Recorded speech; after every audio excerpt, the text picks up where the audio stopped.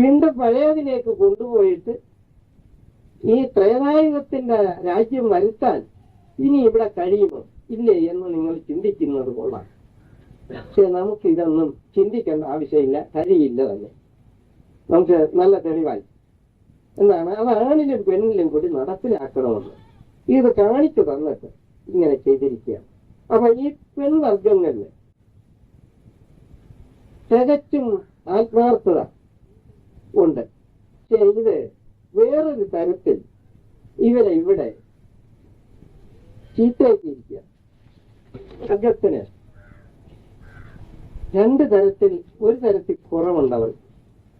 അത് അവരുടെ സ്വാതന്ത്ര്യം മൊത്തത്തിൽ നടത്താൻ ഒക്കാത്ത ഒരു കുറവാണ്. അതിനവർക്ക് രണ്ട് കാര്യം എടുത്തു കൊടുത്തു ദൈവം തന്നെ. ഒന്ന്, ഒരു തരത്തിൽ പറഞ്ഞാൽ അതൊരു കളവാണ് എങ്കിലും അതൊന്ന് പറഞ്ഞോട്ടെ, അത് ഒരു അളവോളം നല്ലതാണ്. പതിവ്രതസ്ഥാനം. വേറൊന്ന് ഒരു മാതൃത്വം, ഏതിനെയും ഒരു മാതൃത്വം കൊണ്ട് വളർത്തിയെടുക്കാനുള്ള ഒരു പരിചയം, ഒരു തഴക്കം. എത്ര അറിവില്ലാത്ത പെണ്ണിന് അങ്ങനെ ഒരു പരിചയം ഉണ്ട്. ഇത് അവർക്ക് കൊടുത്തിട്ട് ഈ സ്നേഹമയം കൊണ്ട് വളർന്നു വരുന്ന പുത്രന്മാരിൽ എന്താണ് വിത്തായിട്ട് പാകേണ്ടതെന്ന് കാണിച്ചു കൊടുത്തതും അവർക്കാണ്.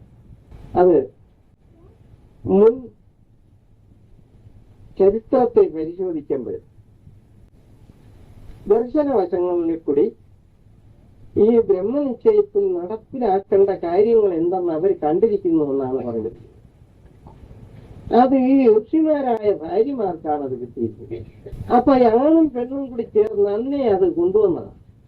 പക്ഷെ ഇത് പിൽക്കാലങ്ങളെ പരിഷ്കരിച്ച സന്യാസമോ അദ്വൈതമോ അറിവില്ലാത്തവന്റെ സന്യാസം